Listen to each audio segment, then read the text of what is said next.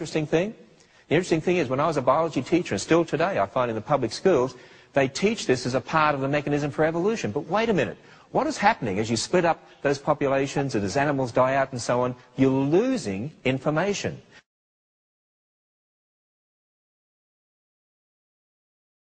You see, over a period of time, natural selection results in loss of information.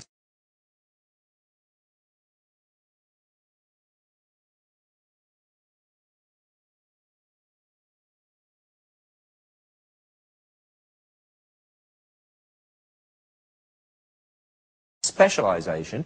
You can even get to the stage where they can't interbreed anymore, and I've heard teachers say, see, that's evolution. If that's evolution, you're worse off, because now you can't even regain the information that you had, because now they can't even mix together anymore to regain all that original variability that they had.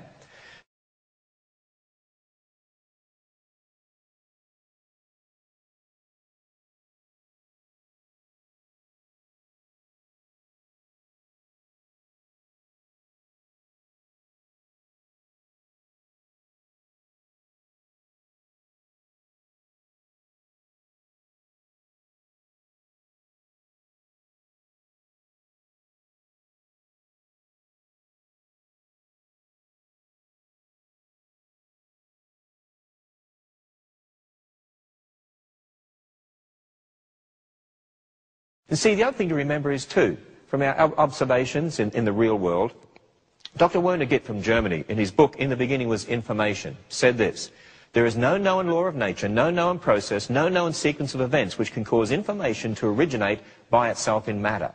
In other words, matter never gives rise to information.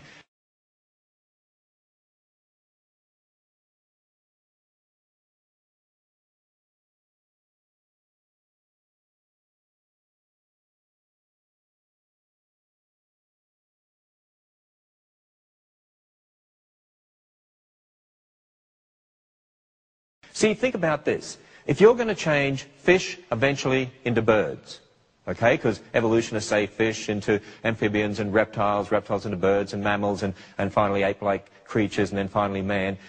Think about fish and then think about birds. Fish don't have feathers, right? Birds have feathers. When you consider that, you say, well, somewhere information for feathers had to come into existence. Where's information for feathers going to come from?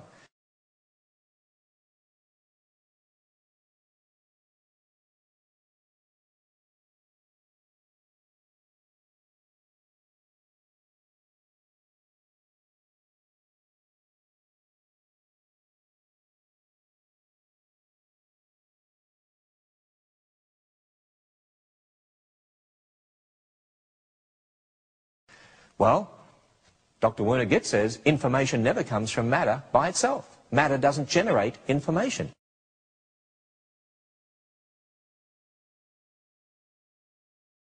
Information comes from information, ultimately from an intelligence.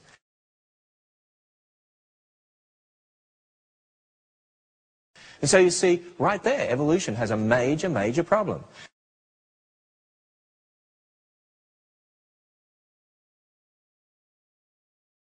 But of course, you know what they teach in the public school textbooks? Mutations. Who's heard of mutations? You all heard of mutations? Yeah. Well, poodles are mutations. But mutations can be copying mistakes when reproduction occurs, copying mistakes in our DNA, the genes. It can be due to X-rays and things like that causing mistakes. Dr. Lee Spetner, a fellow from Johns Hopkins University, in his book Not by Chance, said this: all point mutations that have been studied on the molecular level turn out to reduce the genetic information and not to increase it.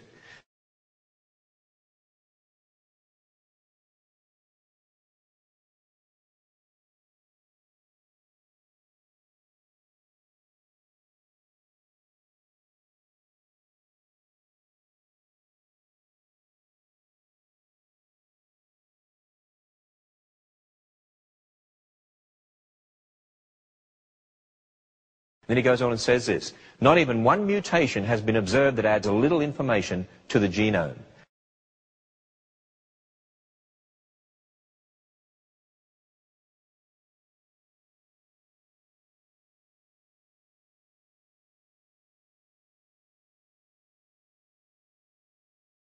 Do you realize what this scientist is saying?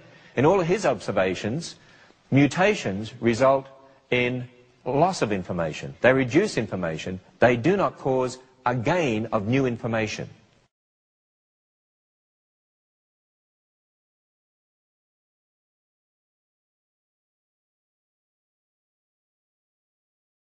Now, for evolution to occur, you've got to have new information being added into the system. In other words, so far, everything we observe in real science in the present goes against the idea of molecules to man evolution.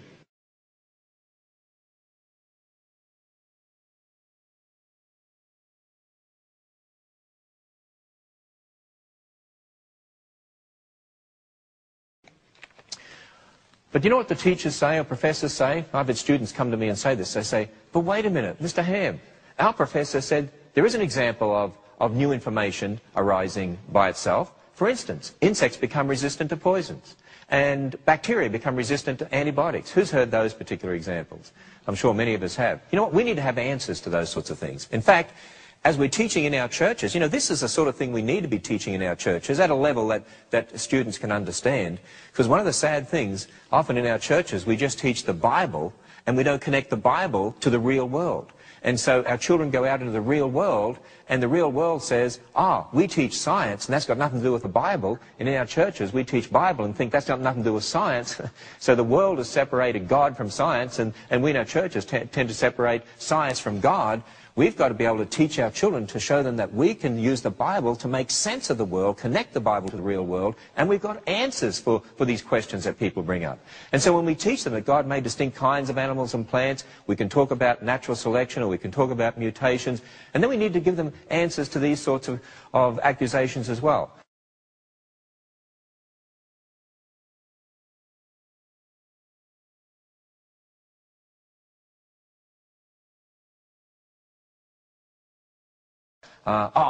You can't be right because bacteria become resistant to antibiotics, insects become resistant to poisons. Let me give you just a little insight here. With insects, back in 1978, Francisco Ayala wrote an article in Scientific American, and the situation, I believe, has not changed since then, talking about insect resistance. And what he's saying here is this: the genetic variants required for resistance to the most diverse kinds of pesticides were apparently present in every one of the populations exposed to these man-made compounds.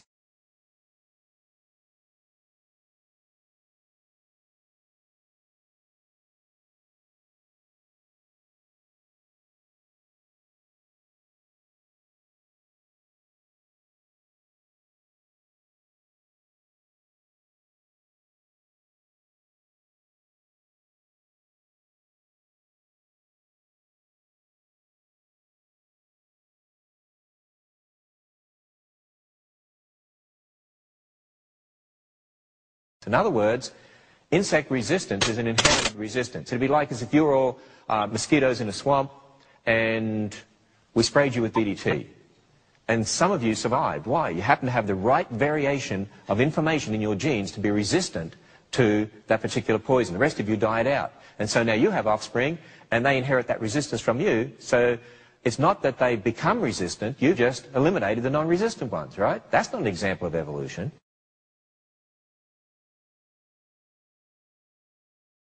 In fact, again, you're losing information. You're losing genetic material from a population. What about bacteria? Well, the same sort of thing can happen with bacteria. For instance, there was a historic Franklin expedition, which occurred about 150 years ago, and people died in the Arctic, and they were frozen, actually, and when they recovered their bodies, many, many years later, over a century later, they were able to revive some bacteria from their bodies, and they found that they were already resistant to antibiotics that were invented long after the time they perished.